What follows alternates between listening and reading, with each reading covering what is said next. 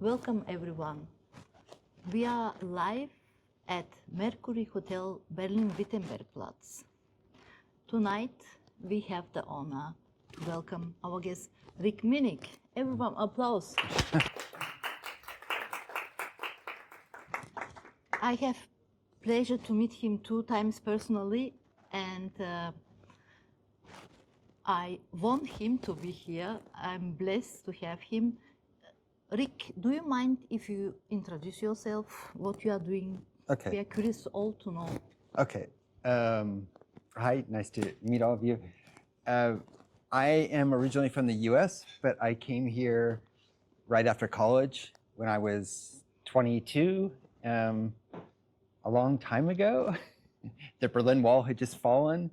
It was a very exciting place to be, and I'm still here. So a lot happened along the way.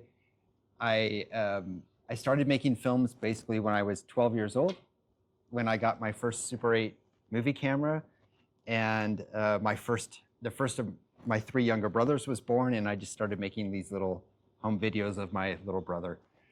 And then I kind of just never stopped. That was kind of the original inspiration. When I was in high school, I thought I wanted to be a newspaper journalist. I started a little music fanzine in high school about all these. I grew up in the Los Angeles area, so it was about all these like bands in the 80s, underground bands and stuff, and had a lot of fun doing that. And then in the summer vacation, I worked at my local newspaper 2 summers in a row. And the first job that I had there was to write the obituaries. You know, like when people die, I had to write the little articles about people dying. And that might sound kind of harmless, but this was during the AIDS epidemic in the 1980s. So it was kind of controversial because if someone sent in a story about one of their loved ones have died and there was no cause of death, my editor said, then we don't publish it. Because a lot of people didn't want it to be known that they died of AIDS. That was just the world that I grew up in as a young adult. Yeah, it was kind of a scary time to discover sex when this epidemic was going on. But anyway, beside the point, I came here in 1990. I was in Berlin the year before when the wall was still up, and then I was back in New York finishing my studies when the wall came down, and then I got here as quickly as I could. So I moved here in the summer of 1990, and as sometimes happens, I quickly fell in love and with a nice young woman from Potsdam. And the short version is we got married and have 5 kids, and we're still together.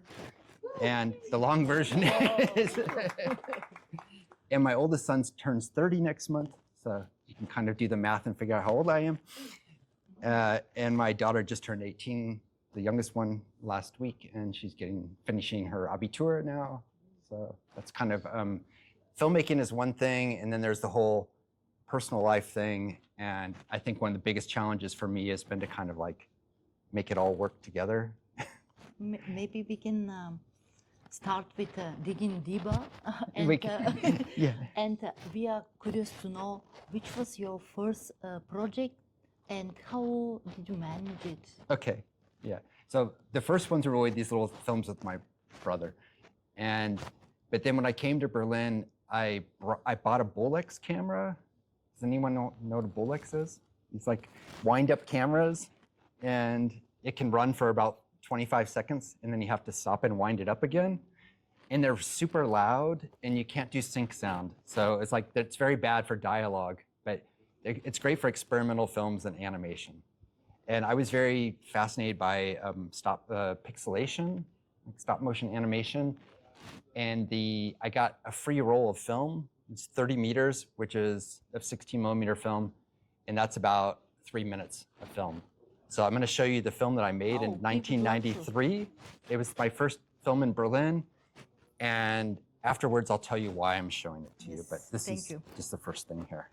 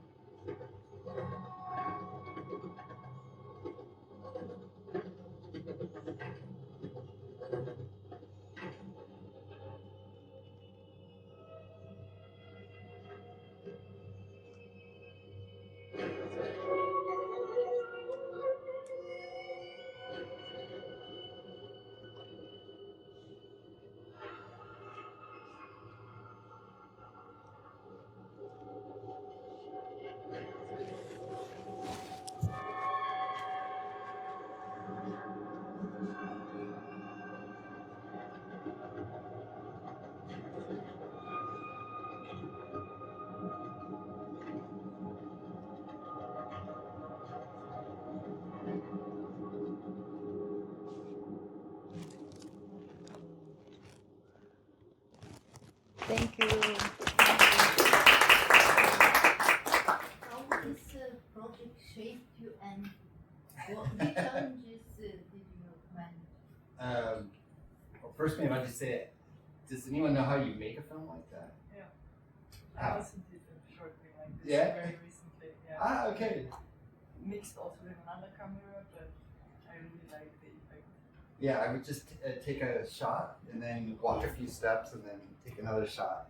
And then when you play it back at 25 frames per second, it might be like hundreds of meters, or depending on how often you take a picture. And I was just playing around with this, and I shot it during the Berlinale. So that's why you see like the Delphi Theater, Kino Delphi. That's the name of the film, comes from that.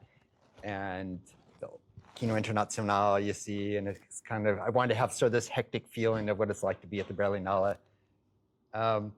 So it was edited in the camera. We didn't change anything except add the title at the beginning and the credits at the end.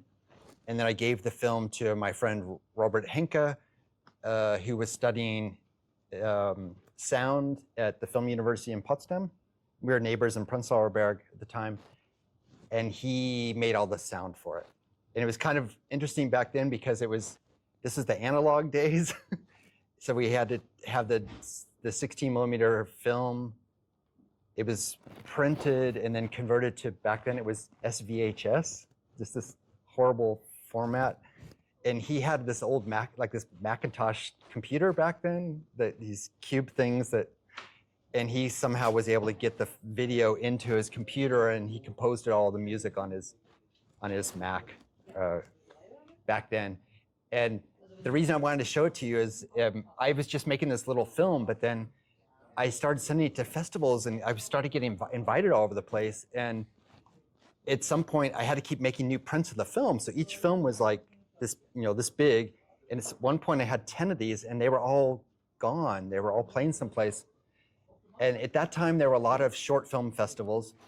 They didn't charge entry fees, and they paid screening fees. So I would get like 40 or 50 marks, like 20, 25 euros to show my film. And then often they would, at least the festivals in Germany, they would pay for the filmmakers to come. It was like a very different situation than it is today.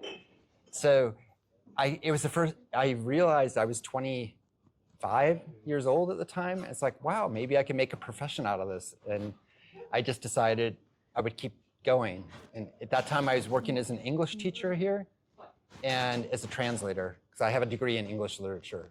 That's my undergraduate degree. So yeah, I did this, and I got to meet students from the Film University in Potsdam and decided to apply there, and they rejected me. Oh. So I spent the next 2 years working as an English teacher and making other 16 millimeter films, because that's what was available back then. There was no good video format. It was only like VHS, which is really crappy. Those videotapes that some of you might have seen before.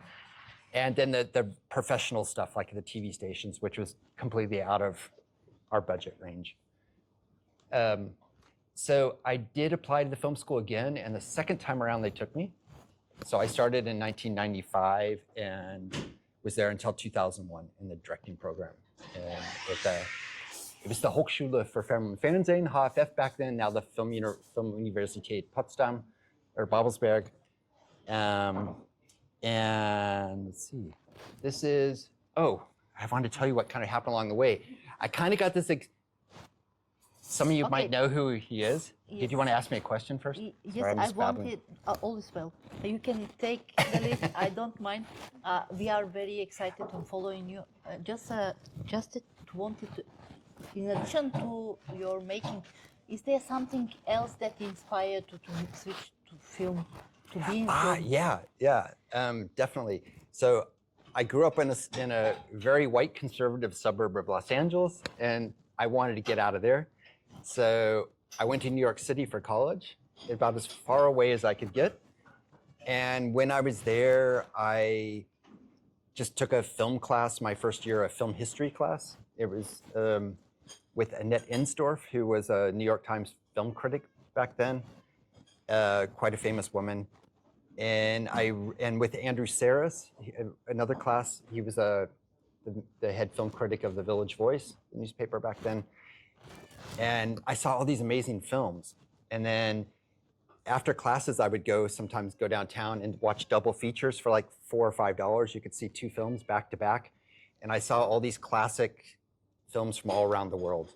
And it's like, wait, I want to be a film director. I don't want to be a journalist. And I was also working at the journalism school. I went to Columbia University, which has a very famous journalism school. And my student job was working there, making copies for teachers, for the professors, and making them coffee and things like that. But I discovered I really wanted to get into film. Yes, understand. For us, it's good to know everything about you, to deeper and deeper. Vladimir Lenin, the story behind, share with us. Okay, yeah, so what I didn't tell you before is on my way to Berlin, I took a little detour after graduating from college, and I went to Riga, Latvia, which was still the Soviet Union back then. And I got an internship at the TV station. It's kind of a strange story. Basically, 10 of us from Columbia students were sent to Latvia and Estonia by a lawyer in New York who wanted to kind of Americanize the Baltic states. They were trying to break free of the Soviet Union at the time. It's like, was anyone alive before 1990 here? Anyone here? Or is it just the 2 of us? Yeah. And Kishore. Okay, this is like old stuff, a long time ago. But I grew up in a world that was like East and West, Cold War, and there was like so for me to go be behind the Iron Curtain in the Soviet Union it was enough for a lot of people in America to call me a traitor and to think that I was like, I'd gone over to the enemy, and all I wanted to do is like see what life was like there. And so when I was in the Soviet Union, I saw tons of statues of Lenin everywhere. So, he was the leader of the Russian Revolution. And when I came to Berlin, there was this huge statue in East Berlin in 1991. It was 19 meters tall. One of the biggest ones I've ever seen. And after the Berlin Wall came down and all the political changes happened, suddenly he wasn't in fashion anymore, and it was torn down. And it was taken apart into 129 pieces and taken to the forest in East Berlin near the Muggelsee. And people came and started chipping off pieces of his ear and his mustache. So the city decided to bury the statue. And I found out about it, and my friends and I went there and we dug it up and made a film about this statue and about other statues too. And it's called The Book of Lenins. This was in 1994. I'm the guy without a t-shirt on in the middle there pointing. It took us 2 days to find the head. First we found some other pieces, but then it was too dark to film, so we had to go back a 3rd time and film this scene. So I'll show you just this 90-second clip from the film to show you the excavation scene. Yes. That was just another. This is my cameraman, Axel, and the sound guy, Christian, and we went to film school together. And Axel, does anyone know Volker Schlierendorf, the director? Axel just shot Volker Schlierendorf's new film, which I found out yesterday is going to premiere at the Cannes Film Festival next week. So he shot all my early films. Axel. He told me he knew where the Berlin Lenin statue was. He took me there.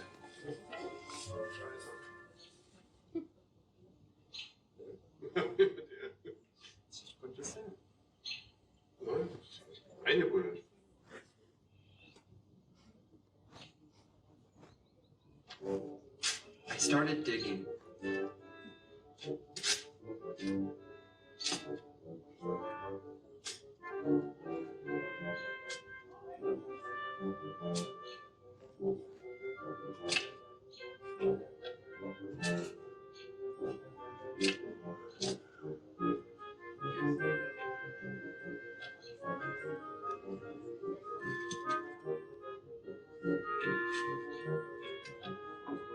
At last, I found him.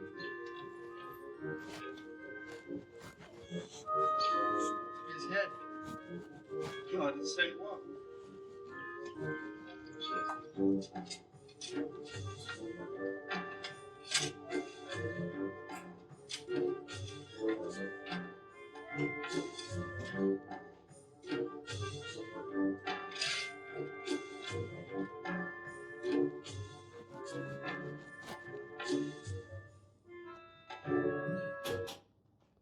Okay, so there's the digging up the statue scene. So this is the film that kind of helped me get into the film university the second time around, because the first time I applied, I didn't have any films yet in my portfolio. I hadn't made the Delphi 1830 film wasn't finished yet, I don't think. But I made another film between that and this film, and then I was just finishing this film, so I had more to show when I applied. So I got into the film school in the directing program, and had to do various films there. We also did fiction films, short fiction films. I did a 4-minute film on 35 millimeter, a fiction film, and there were 50 people on the set, and I had 2 ADs and all these extras and a huge camera crew, and I discovered that that wasn't my world. It was like, I didn't like not knowing everyone's name because there are just too many people. So I ended up making 2 longer documentaries while I was at film school. And then that kind of got me off in this direction. But what I forgot to show, I wanted to show you here, what happened after this is that it was discovered that someone had dug up the statue, and if any of you know German, that's Lenin robbers in the Köpenick forest. So there was, the Taz wrote a story about us, and funny, the forest ranger guy there, his name was Marx. So it's like, you're like Marx, Karl Marx. It's kind of ironic that the guy's name was Marx. Anyway, so they didn't name us by name, but word kind of got around that there were these crazy guys who like dug up Lenin's head. But more about that later. But this opened your door to invitation for also? I'll get to that later, but every film kind of leads to the next thing, which some of you will realize, and sometimes you don't quite know where one film's going to take you. And this film, I'll talk about this film later. Okay, good. Good. Is there a project that you are currently working on? Oh yeah, yeah. Should I skip to that, or should I tell? I'll give you the quick version through film school here. Okay, So this is my graduation film. I made a film called Heaven on Earth, and it's about a town in the United States called Branson, Missouri, which is kind of like a Christian Las Vegas. They have all these bombastic shows, theater shows, but it's all very, lots of good Christian nationalist stuff and gospel music and lots of country music. And like these 2 little kids there, they were performed on stage in their red, white, and blue costumes and stuff. And there was a Jesus musical, so this Jesus character plays a big role in the film. I made that film because at that time my mom's from the Midwest, from Kansas, and once all of us kids were growing up and out of the house, she wanted to move back there, and she went to Branson because some old friends of hers offered her a job there. And I went to visit her and went to a lot of these shows, and I thought, this is a crazy place, I've got to make a film here. And that was my graduation film. It's 50 minutes long, almost an hour, and it won a lot of prizes, including this one called the Babelsberger Median Prize, which is, have you heard of First Steps? The First Steps Award? Okay, there's First Steps, and then there's the Babelsberg Median Prize. It's not as well known, but it was 35,000 marks at the time, so 17,500 euros or something. And I had never had so much money before in my life. So that was another moment where I said, yes, keep going. yes. And at that point, I had 2 children. So my first 2 kids were born while I was a student in film school. So that film led me to connect with a producer here in Berlin, named Olaf Jacobs. And we made 2 films together, and this is the second of them, called Forgetting Dad. Do any of you know the ZDF program, Das kleine Fernsehspiel? Yes. Okay, that I made with Das kleine Fernsehspiel. So it's a story about my father who suffered a strange case of amnesia, where his car he was in a minor car accident, and he seemed to be okay, but then 1 week later he woke up and didn't know who he was anymore, and didn't know who his family was, and he started a whole new life. And the doctor said he should fully recover within about 2 or 3 years, but he never did. Oh. So about 10 years after that started, I started asking questions. It's like, what's going on? His memory should have come back. I pitched the story to a commissioning editor at ZDF who saw the film, my first feature documentary that I made as a student called Good Guys and Bad Guys. He saw it. It played in the market at the EFM during the Berlinale. And he saw it there and he wanted to know what I was working on. And I pitched him various projects that he turned down. And I think this was the 3rd or 4th project that I pitched to him. He said yes. So I made that film and it did quite well. I spent 2 years traveling around the world. That can happen sometimes if you make a film that people want and then you get all these invitations and it's hard to say no. And I fell into a huge creative trap because I wasn't working on anything new.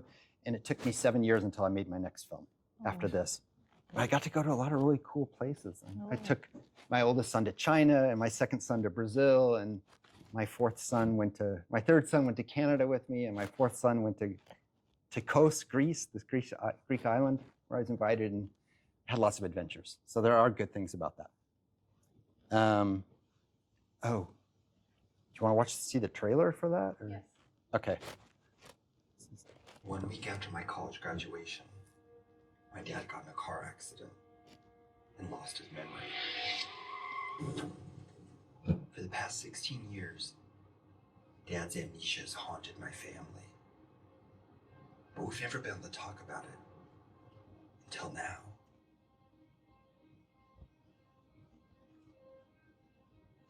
He did have a headache, but every day we went to work just like normal. He just kind of stared at me and didn't say much of anything. And then eventually he said, you know, I don't know who you are and I don't know who I am.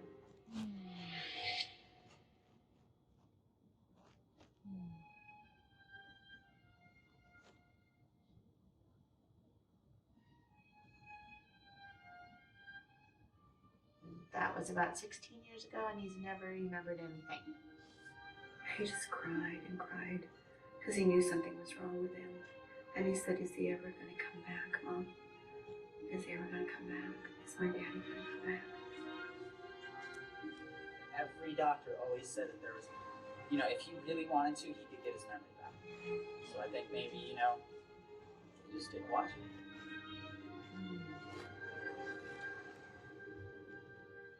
Never remembered anything. Nothing. Not a smell, not a sound, nothing.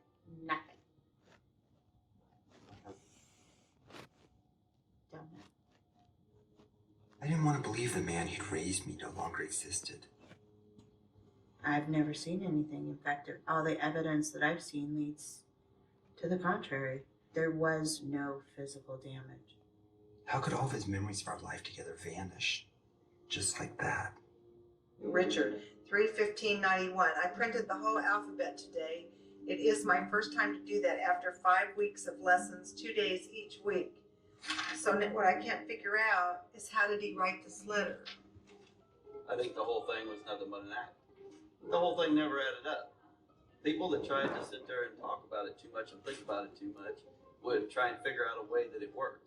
There was some kind of stuff in the newspapers about that savings and loan he was working for was in some kind of trouble.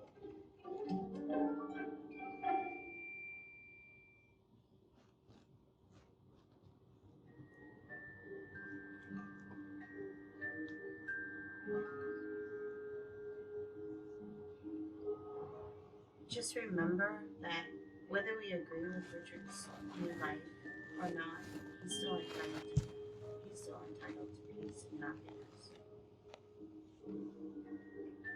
I asked Dad why his memory still hadn't returned. He replied, I'm the new Richard now. Not Dad, like you keep calling me.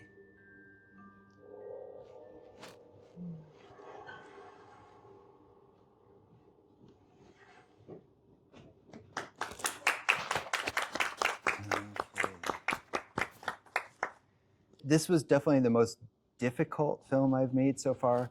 I was Let's see, it came out in 2008. So I was 40 years old when it came out. So I was like 37 when I started working on it. I had, to count now, 4 kids when I started working on it. And I thought, I'm an adult, it's not gonna be so bad. And then I started shooting with my buddy Matt Sweetwood. He's an American who lives in Potsdam. He edited 3 of my films. This was the second film we made together. And we were touring around with the film before that, going to film festivals and stuff. And then we took some equipment with us and started interviewing people in my family. And we started with my mother, who reads this letter, and then it's like, well, how did he write that letter? He says he was just learning to do the alphabet. And then immediately there was like this sense of doubt. Something's not the way that my father's been telling everybody that it is, something strange. And it just got worse and worse, just this medical mystery thing. And then after Matt and I took 2 trips as a 2-man crew, so he was doing camera and I was doing sound and interviewing. Then we went back with Axel, my cameraman, with a bigger camera, and it was like we had more money, and the ZDF was involved by that time. And then the first thing that we filmed on that trip was a scene with my 2 older sisters when we had all these pictures out on the table and we're looking through these pictures. And I, within the first few minutes of filming, just like broke down crying. And I don't even remember what happened, but something, I was like emotionally triggered. And I had my film crew, like 2 other people with me. And I was just falling apart in front of my film crew. And you don't want to be in that situation. You really don't want to be in that situation. I mean, they were old friends, they know me and stuff, but that was the beginning of a 3-week trip. And we all knew this is not going to be such an easy thing to do. But Matt, fortunately Matt was doing sound on that shoot, and he really, he has a co-director credit on the film, and he was a great help because he just would remind me of things that you have to ask this question, you have to bring up this. And often I wouldn't ask something because I already knew the answer because they're my relatives and stuff, but the audience doesn't know that. So Matt would sometimes whisper something in my ear, or sometimes he would just ask a question, and he was trying to keep us on track and make sure that we did at least a little something every day, even if I couldn't really work, wasn't capable of, I just wasn't at that height of my directing skills or directing power or whatever. I can imagine what you felt. Yeah. But can you name it like this was the most challenging time of your life, or? It was definitely a challenging time because it was like that. I had the feeling of like the one person who has all the answers is the guy who won't talk. So, and Matt and I had filmed with, or I had filmed with my father and he was now with his 3rd wife. I'm from the first marriage. And they let me film them. And I cut together a teaser and pitched that to ZDF, and then ZDF said yes, then we got the money and we started spending money. And at some point, there's the point of no return. Like if you stop and abandon the project, if someone's been giving you money, you have to pay it back. And I was a young father with all these kids, and it's like, it'll ruin us. And Matt and I took a trip to my dad and really, again, and tried to convince him to be on camera. We actually did some kind of sneaky things I regret to try to get some shots of him on camera. And that just made the situation worse. But he and I went on a walk alone one day, and he said, well, Rick, maybe this isn't about me. Maybe this is about all of the rest of you. And at the time, I felt like he was like slapping me on the face. But over the next weeks and months, I realized that he was basically saying, maybe you need to be talking to everyone else in the family. And that's when I started talking to my sisters and my stepmother, my dad's ex-wife, that was his wife when the accident happened. And then my stepsister, who was living with him at the time. And everyone was very eager to talk and on camera, and they had information that I didn't have. And then so it became a matter of finding out information indirectly, like not from the source or not from the person I thought had all the answers, but from everyone around him. And that was a really good lesson, because a good lesson in storytelling, because often the indirect ways of telling a story are the better ways. And Forgetting Dad has a lot of dead ends, and some people, especially in the US, criticize that because they like very 3-act structure films and kind of predictable dramaturgy. Stories. When you're saying your stories and the emotion there, I mean, making inside the story, because it involves you. Yeah, yeah. I have to say, it was really good to have ZDF involved, das kleine Fernsehspiel, because it's a program especially for young filmmakers. It might be interesting for all of you to make a film with them, because it's a good amount of money, but the commissioning editors there are really good, and they're very good at storytelling and very supportive of their filmmakers and quite patient. And Christian, my commissioning editor, was really making sure that we took the time to get the film right. He came to the editing room a few times and had some very good suggestions. Never told us what to do. He just we just talked through different ways that we could make the film stronger and stuff. And I also, with each film, I have something that new I want to try out, or some kind of dream that I want to fulfill. And in this case, I always wanted to have an orchestral score. Oh. So I know an American composer here, Ari Benjamin Myers. When we were editing Forgetting Dad, when we were at the beginning of the editing phase, a film came out in the cinemas, a documentary, and Ari did the music for it. It was like with horns. It wasn't an orchestral score, but it was horns, and I really liked it. And then I had my producer watch it, and I said, I want to hire this guy to do the score. And he's like, well, I don't know, it's not in the budget, because they budgeted a lot less for music.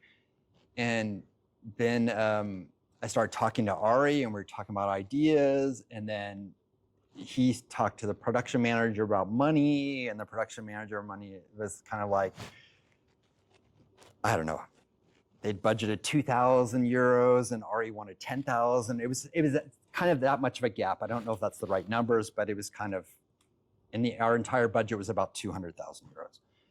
So, but Olaf, the producer, liked Ari's music and said it will make the film better, and they said, okay.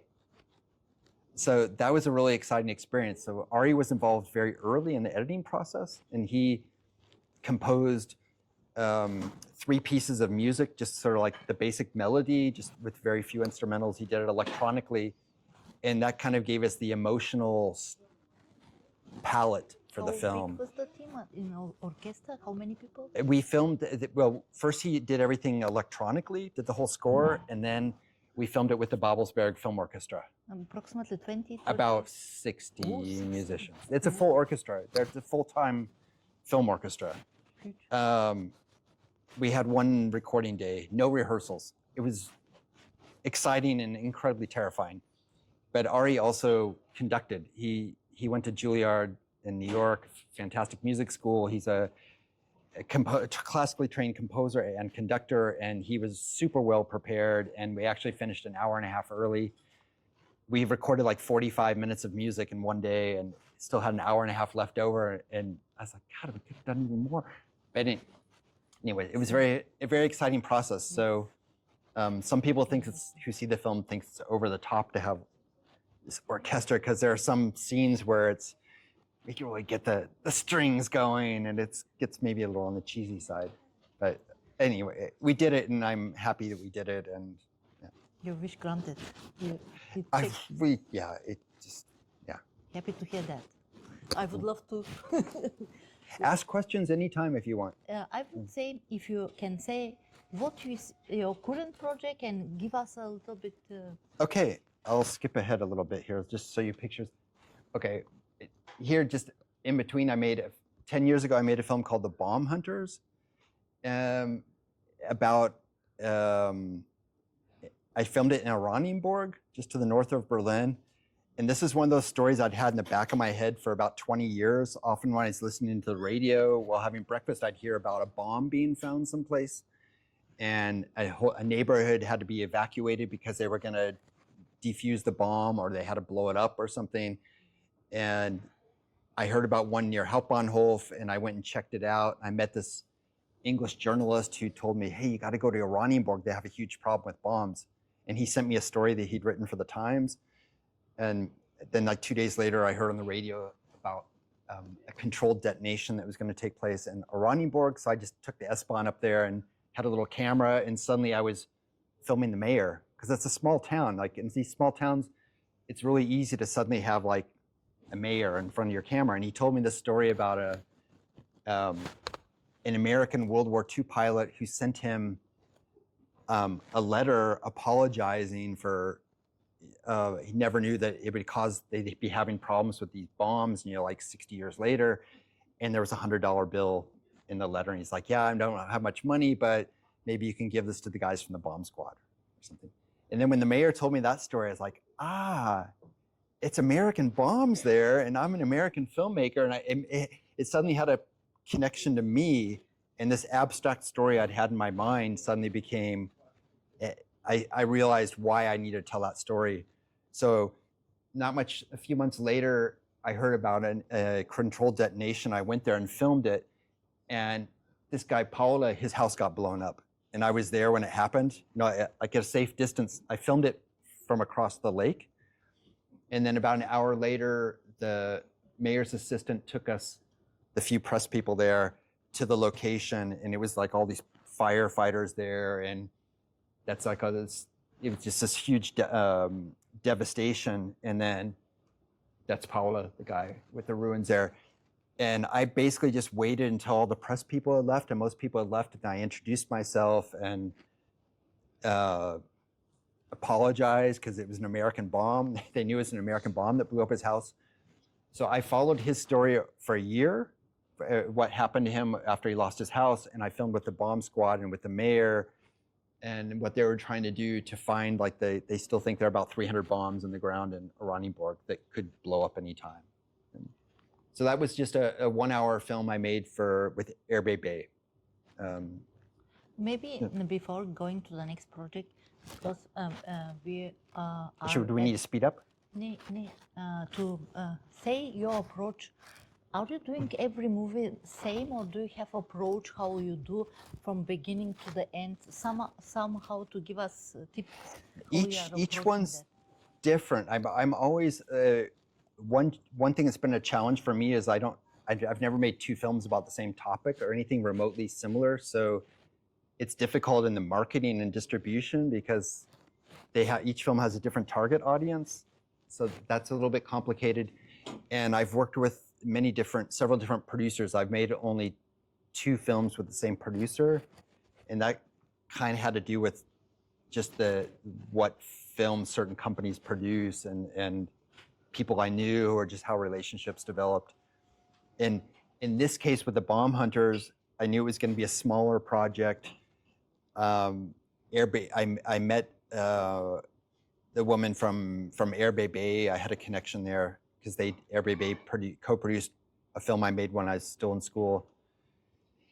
And I just showed her some footage I'd shot on my own, and she said, yeah, I want to do it. And then suddenly I thought I would produce it myself, and I kind of got cold feet because if you're dealing with these public television stations, there's a lot of bureaucracy involved. And I knew that we were going to have to deal with the Deutsche Bahn because they had to dig up some train tracks at the train station there to look for a bomb. And I wanted to film that. And the shooting permit situation, it was all very complicated. And I wanted to have a production company involved. And I had this fantastic production manager, and she just took care of all that stuff. I went to the first meeting with the Deutsche Bahn people, with her and with the producer, but they took a lot of that organizational stuff. I didn't have to deal with any of that. But we had a very small budget, so we had 6 days with the full film crew, and then I shot about 20 days on my own. And the final film is about half what I shot on my own and half what we shot as a crew. And it was a small budget. That was, we had what did we have? I don't want to say the wrong thing. Maybe 40 or 45,000 euros from RBB. But I don't know, the official budget was like 110,000 or something. It was a way to structure it so that Stefan Kloos, the producer, and I had could keep the rights to distribute the film, and RBB had only the broadcast rights for Germany. Okay, thank you walking us through the process. How do you balance this creativity and discipline in filmmaking?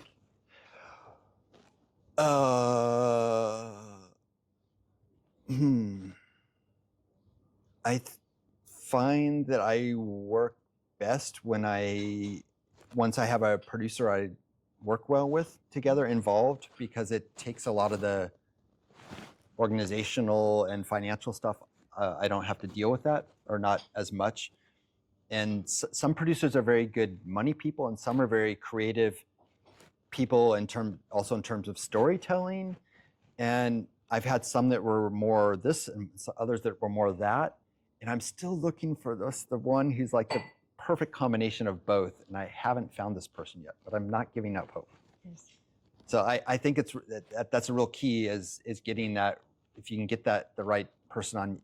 If you're a director or a writer, if you're on the creative side, it's really important to have the business person next to you. Even if you're a producer here, it's very good to have the right creative people. Find that combination. Set intention and it will come back. Yeah. Good. And how do you keep being consistent and productive for you as a filmmaker? That's not a good question. I don't feel that I'm all that productive. I actually feel I'm kind of lazy. But the Bomb Hunters was a turning point for me, because I'd been working on a project before that fell apart because the story was taking place while we were waiting to get the money for it, while my producer was trying to raise the money. And then by the time we got the money, the story had fallen apart. Just because two of the people didn't want to be in the film anymore. It was about two brothers and the mother, and it was a family story, and I walked away from it after we got the money. I said it's not going to be a good film. And the lesson I learned from that is I went out and bought my first camera in 2013, like a little mirrorless camera, a Panasonic GH2, and that's what I started shooting the Bomb Hunters with. And when things were happening, I was like, okay, I'm just going to go there with what I have and do the best job I can and try to shoot it in a way that we can actually use the footage later on. So when you see that film, the stuff that the professional camera guy shot with a better camera looks better, but a lot of the most emotional moments were the ones where I was alone with Paula, the guy who'd lost his house. And in that first week after he'd lost it, I was there almost every day, and with him and his neighbors, and I got to know everyone. And because it was just me, they got to trust me. And that was a really important experience for me, that money's always a problem, almost always a problem. But a lot of the, in many cases, it's just about your time. It's like, how much time do you want to invest in developing a story that may or may not happen? Like, how far do you go? And in this case, I went far enough that I got RBB interested, and then I got the producer involved, and then they had RBB. It was very good because we had a deadline. They wanted to broadcast the film on the 70th anniversary of the bombing of Oranienburg. So we decided, okay, the frame of the story is 1 year it starts with the bombing of Paula's house blowing up. That's the first scene of the film. And it ends on the 1 year anniversary of the blowing, of the devastation. And like 2 months, or 4 months later was the 70th anniversary. So we knew, okay, then we have like 4 months, we have to have the film ready to broadcast. And it gave me a framework, because otherwise, sometimes you need a deadline or you'll just keep working forever. Yes. That was very helpful. Depends how you start. Yeah. As a filmmaker, what is your long-term vision and which impact you would love to leave? Oh, long-term vision. I try to make films about things that really interest me.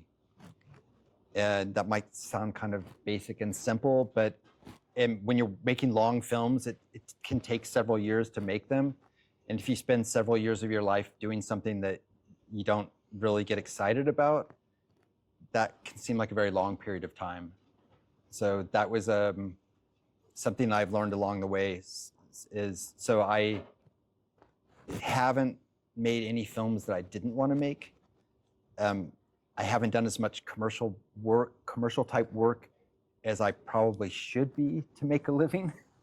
You know, I supplemented my filmmaking with subtitling German films into English. I did that for many, many years. I started as a student, but AI killed that job 2 years ago.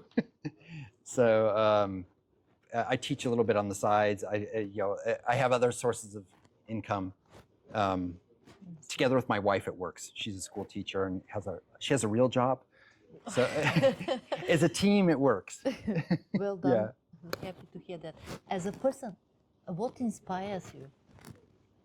What inspires me? People like this old guy here. You see this picture up here. That's Harry. And I met Harry through the Bomb Hunters because while I was researching that film, I was trying to find an American pilot who was still alive who had bombed Oranienburg. And I found Harry. He lived in Vermont on the east coast of the US. And I interviewed him over the phone for the film. So his voice is in the film with different images. And he said, next time you come to America, you have to come visit me in Vermont. So I was on the East Coast in Washington, D.C., and I called him up and I was like, Harry, you know, I'm in Washington. I'd love to come visit you. And he's like, good, fly to Albany, New York, and I'll come pick you up. And I said, you'll come pick me up? He was 96 years old at the time. And he said, yeah, sure, it's only an hour and a half away. Wow. So I went to the airport, and this old guy I came out, it's a small airport, I came outside, and he was sitting in his car with a sign with my name on it. Wow. And he was like the best driver I think I've ever been with. Drove beautifully. And in this picture, he was 96 and I was 48. So I was exactly half his age. And we hit it off immediately. Like, we got along great. And I visited him every year and was at his 100th birthday party. And he was scheduled to come to Oranienburg for the 75th anniversary of the bombing as a special guest of the city. Everything was arranged. And this was 2020. And one day I got an email from one of his sons 2 weeks before the trip, and he said, Rick, Dad didn't wake up, and he just died in his sleep. And it actually was probably a good thing, because 2 weeks later, COVID, the lockdown started, the first lockdown, and he was going to come with two of his sons, and they might have gotten stuck in Oranienburg. And as it is, they had a ceremony there in Oranienburg. It was on the Sunday, and the lockdown started the next day. But they just moved it outdoors, and Harry had written a speech, and they had students from the high school there read his speech in English and in German, and they were holding up a picture of him, and it was really beautiful. Nice. So sometimes I think the people you meet along the way are like, why you do it. Yes, thank you. We are maybe more of us are as a beginner filmmaker. Which one advice can you give us as starting point? Oh, that's a hard one. I've noticed over the years that industry people, like if I'm at film festivals and talking to film festival programmers or television people or distributors, they really track people. They really, like if you pitch a project at some event, these people, the industry people there, really pay attention to who's there, and if a project interests in them, they'll set, like, I don't know, Google alerts or something, or they'll track the projects, and you might not know that someone's following you, but they do kind of want to know what's happening with projects. And if you get like your first little bit of funding or something, and if people read it. Stuff like that's published in the industry trades, and Hollywood Reporter and such things. Word gets around, so they're looking for people who stick around. There are a lot of people who make one film and then disappear. And I think industry people are really looking for they might love your story, but they won't commit until they are confident that you can finish the film. So I'd say advice I've been given many times. I've done a lot of pitching at film markets and film festivals. I've participated in a lot of these workshops where we get trained to pitch. And that's one piece of advice that I am consistently given, is that these people who are sitting around the table want to be confident that I am the right person to tell the story and that I will finish the film. Because they're putting money on the table, and you have to, of course we want their money to make our films, but when we accept their money, we also have an obligation to deliver something. And it's not only about art, it's also a business, and it's a craft, and there's craftsmanship involved, and so richtig Handwerk. And I love the German word because it's really about your things you're doing with your hands, really. So it's easy to kind of go off in your sort of artsy fartsy fantasy world, and I'm an artist, blah blah. But you need someone on your team who pulls you back and is like, yeah, but we have a deadline next week, and let's sit down and get this work done. Yes, thank you. I really appreciate that. How all of us can follow your work? I'm easy to find. Just, I have my website, rickminnich.com. There's a QR code later on. I'll just fast forward to a couple, like my most recent stuff. I spent 12 years making this film called The Straight Guys. It's about this guy here, George. I think I was going through my old man phase as a filmmaker. George was kind of like a father figure to me. He was a Czech-born mining engineer who lived in Arizona. And he had this great dream of building a train tunnel from Alaska to Siberia under the Bering Strait. He wanted to connect the whole world by rail. And that looks like, that's the area. That string is where the tunnel, that's kind of the amount of train track that's missing.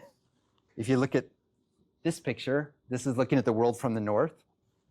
All the dark line, those rails already exist, and the dotted line is what still needs to be built. And I'd known about this project for 20 years or so. And when I finished making Forgetting Dad and was looking for new projects, I thought about this again. I started doing some research around 2010. And I kept reading about George Kumal, this Czech-born mining engineer in Tucson, Arizona. And I just looked him up in the phone book and called him one day. There's only one George Kumal in Tucson. And he was super excited that I called. And then he was speaking at a conference in Washington, D.C. a few months later. And I flew over there at my own expense just to meet him. And it's kind of started from there. So I like the idea of this guy who had this great vision of connecting the world. So I got a producer involved, and it took us 6 years to raise the money for that. I traveled to China, Scotland, Norway, and the Netherlands pitching at various events. And it was actually in Scotland that we had our breakthrough. There was a woman commissioning editor from MDR in Leipzig who was there, and she liked our pitch. And then once we had MDR, we could apply to all the Filmförderungen, the film funds here. And that was a really complicated project because there were 3 production companies from different parts of Germany because they had all their local funding. And the producers had to kind of figure out how to get this money. Like I had to work with a cameraman from Stuttgart because we had money from the MFG fund, and I did the sound mix in Dresden and the color grading in Leipzig just because where the funding was coming from. I've never had to work that way, but I was happy because I got to edit with Matt in Potsdam in his studio, and that was our 3rd film together. I could have my editor, which was important to me. So, do you want to see the trailer for this film, or should I skip it? Okay. It had a theatrical release here. I'm Scott with the Intercontinental Railway. The Intercontinental Railway is a 5,500-mile long railway that will link the existing systems that are in North America through Canada into Alaska, and then a 70-mile long tunnel under the Bering Strait to Russia and China. So really, this has the potential of being the Panama Canal of the 21st century.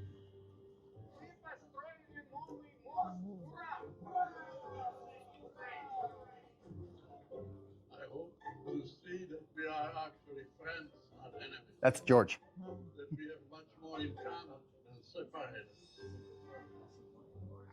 it's important that Russia and the United States join each other and maintain the peace in the world.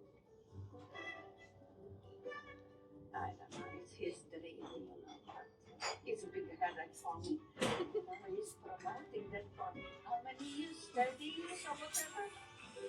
I believe that if our presidents don't make a decision about the problem, we can move it very fast. You know, actually, I'm finished. I don't want anything to do with you anymore. But George, you need to understand something. I am done with you. Pay him. For the project. I don't. This is perfect.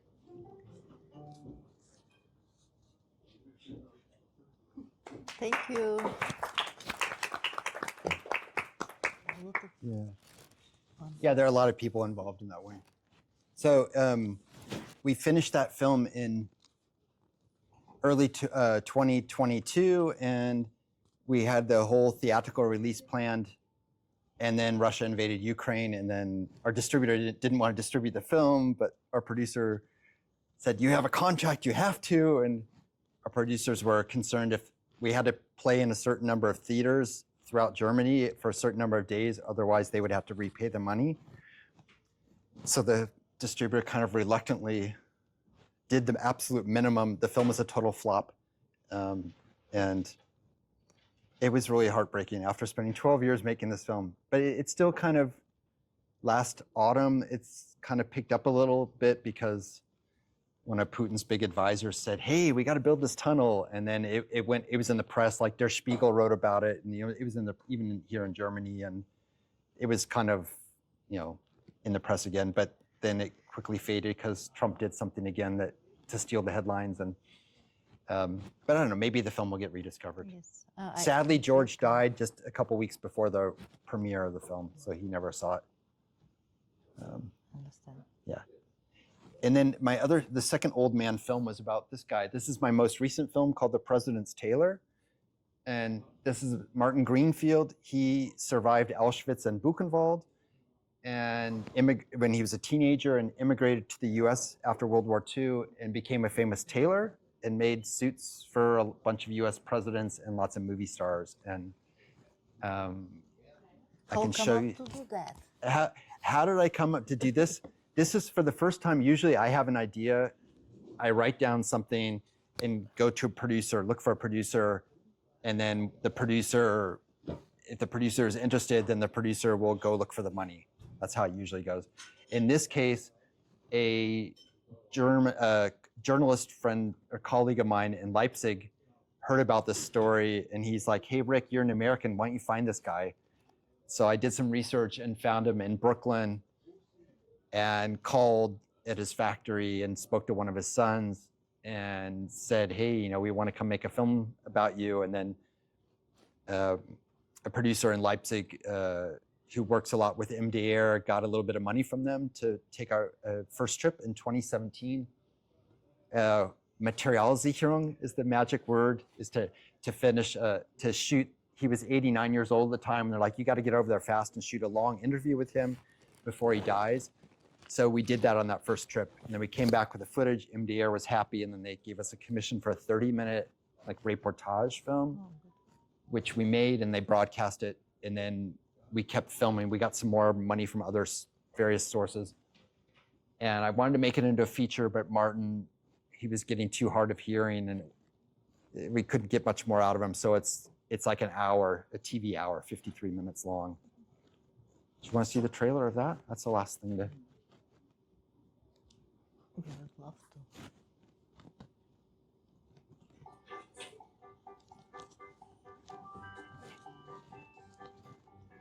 my dad, Martin.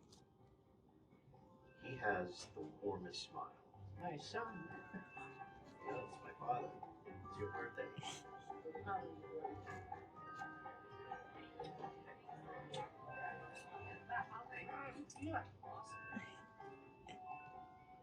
Some people call Dad America's greatest tailor.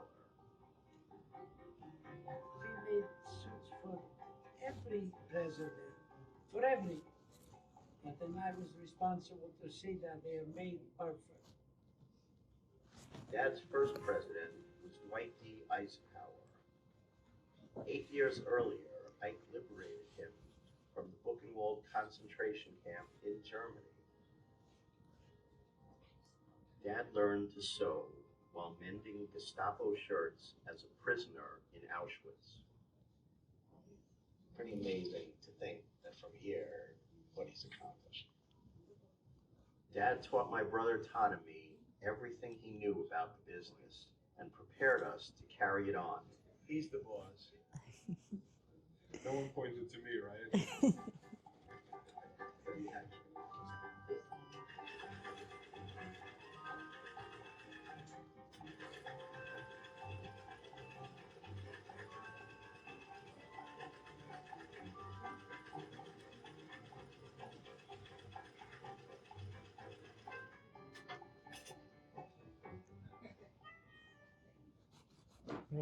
well Yeah, done. okay. So Martin sadly also died before the premiere, but we had a beautiful premiere in New York with his wife and the 2 sons and grandson and Eisenhower's great-great-granddaughter and lots of friends and family in New York. So that was kind of nice. Still something else to share? Oh yeah, okay. So I told you I'd come back to Lenin because so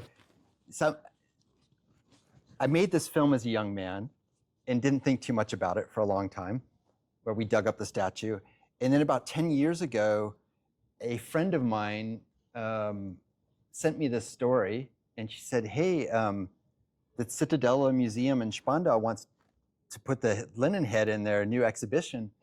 But the Berlin Senate says they don't know where the head is. That's why a wanted poster. And then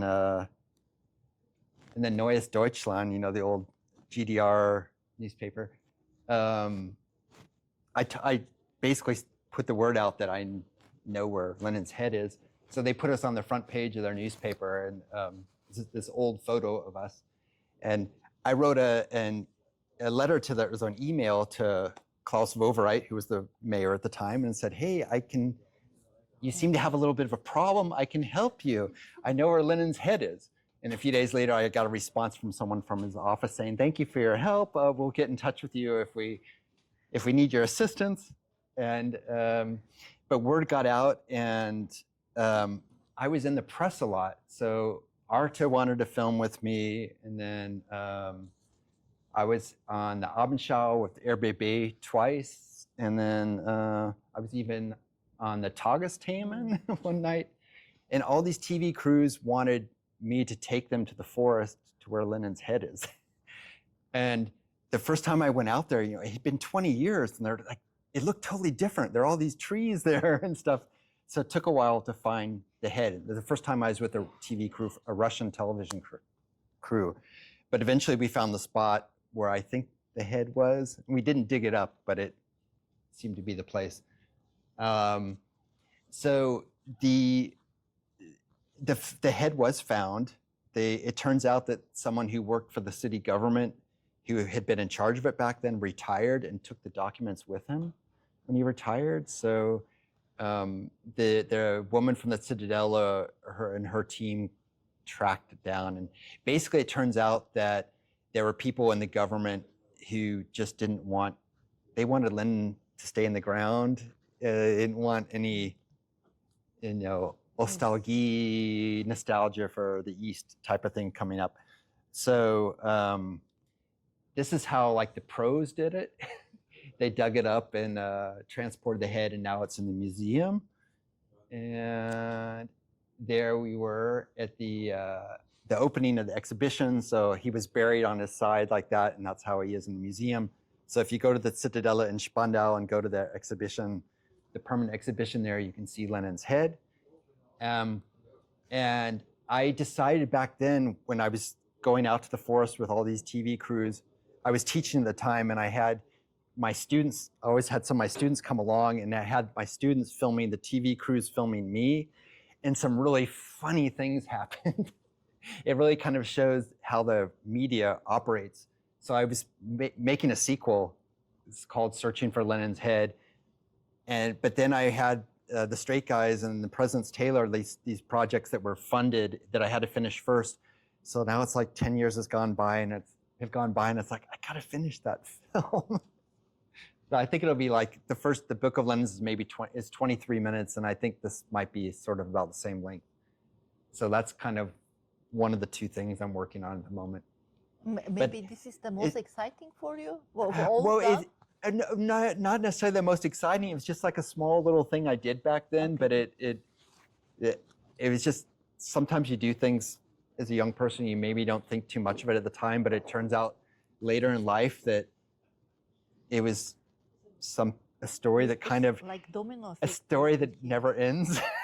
So actually, there's an exhibition in Hamburg at the moment at the Medical History Museum about an exhibition about Lenin's brain, and they licensed, I'm still making money off that film, that old film. They licensed that clip of us digging up the statue. I got 2,500 euros for it to be, that clip is in the exhibition on a monitor as a loop, playing all the time, every day. It's been there for the past year. And then they had me go there in 3 months ago. I went to Hamburg, and I showed the old film, and then I showed clips from the new film and gave a talk and got paid to do that. And so you never know. That's right. You kind of... the small luck bring you like domino. Yeah, it was just something we did back then. But now I have another problem. Some of my older films that were shot on film, one film, the negatives have been lost, and my graduation film, Heaven on Earth, we're in the process of trying to restore it from the original camera negative, because back then we transferred everything to digibeta, which was SD quality, so 720 by 576, and now everything is now, it looks really crappy by HD and 4K standards, but if we can retransfer the original negatives for 16 negatives to 4K, it'll look fantastic. So I'm trying to save Heaven on Earth, my graduation film, kind of, and the other film kind of exists as a digibeta and a DVD. It was released on DVD, and but the negatives are gone. But anyway, that's me. Anyone connecting? Thank you for being. Thanks for listening so long. I would say, if you have any question, this is a spot now you can ask. Okay, can you come up to us, please?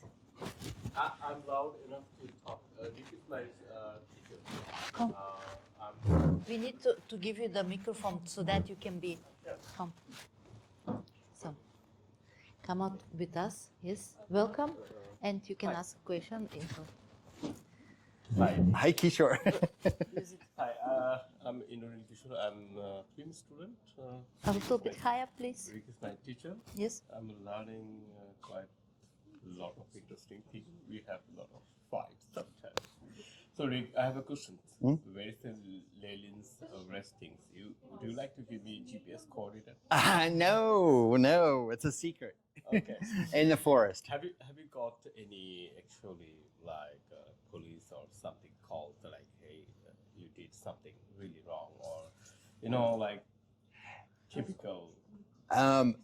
There was a time when I was out there with when the excavation, like 10 years ago, when it was officially being dug up. I was talking to some journalist, and there was the new forest ranger guy there was listening, and he got very angry when I was telling the journalist the story of what we did back then, because then the forest ranger said, "Ja, Sie machen sich strafbar." So like basically saying I could be arrested because we did something illegal back then, and I'm like, come on, guy, give me a break. But that was one of these moments where it's like, okay, make sure you be careful who you're telling stories to. Yes, But, great one. Yeah. It was a great one. Yeah, I mean, to be very honest, what is my for me? I was a photographer for 27 years and 14 years teaching photojournalism. Can you make a little bit easier? Photojournalism in Dhaka University Photo City in Bangladesh, and I think I'm old enough to be work as a regi, like a direction film. It's never too old to start. It's never. Yeah, I mean, I would say, I did my first documentary film course 2004 already, but I think I was too young to start film because you need a titanium bag to work with so many creative people and all this stuff and all like administration is so much things. I said, okay, take more time, it's okay. But now I think I'm right in the age. 50. Wish you success. Yes. No, I'm just, I start with, now I'm 50 years old, so okay, that's a good time to start with the film. I mean, like Rick did Rick way, but I would say it's okay. Okay. There's no recipe for everyone. Yes, I that's think right. it's. Thank you. Yeah. Is anyone else having a question? Was it called again at CDF? Something? Das kleine Fernsehspiel. Okay, good. It's an excellent program if you can, and it's for first, second, and third time filmmakers, for feature length films,